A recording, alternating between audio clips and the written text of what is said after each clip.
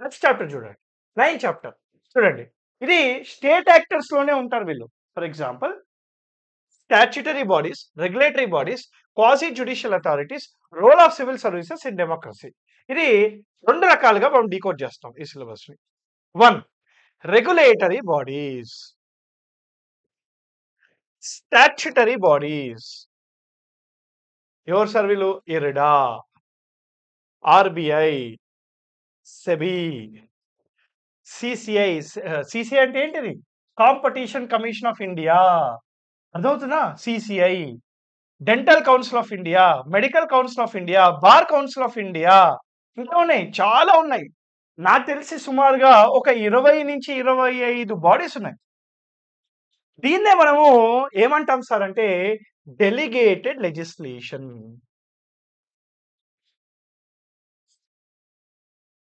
Delegated legislation.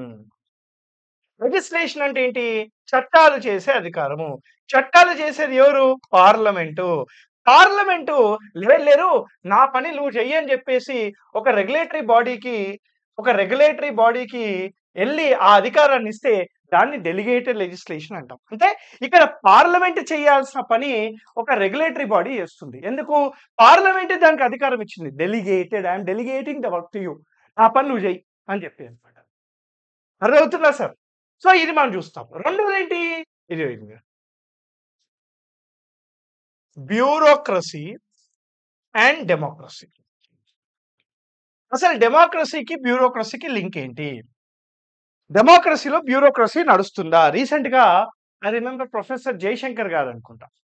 Right? I am sowing a finger, that is this finger where I voted in the elections in Delhi elections అని చెప్పేసి ఒక mashup చేశాడు. అంటే western డెమోక్రసీస్‌కి పనిచేశాడు.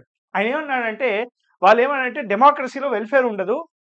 Democracy ఉన్నప్పుడల్లా welfare అనేది మిస్ అయితది అనంటే ఆయన అన్నాడు, "మీ కంట్రీలో అట్లా అయితదేమో, మా కంట్రీలో అట్లా ఏం గాదు. మా కంట్రీలో డెమోక్రసీ ఉంటుంది. డెమోక్రసీ ద్వారా వ్యవస్థ ఉంటుంది.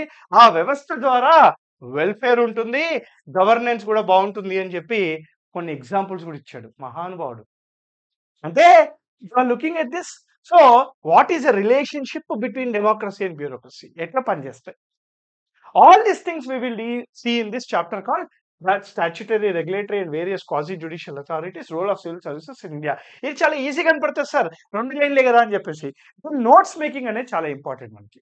You need more notes for this. ఎంత మంచి నోట్స్ తయారు చేసుకుంటే అంత బెస్ట్ అండి. ప్లీజ్. ఓకేనా? ఇది పాయింట్ నంబర్ చాప్టర్ నంబర్ 9.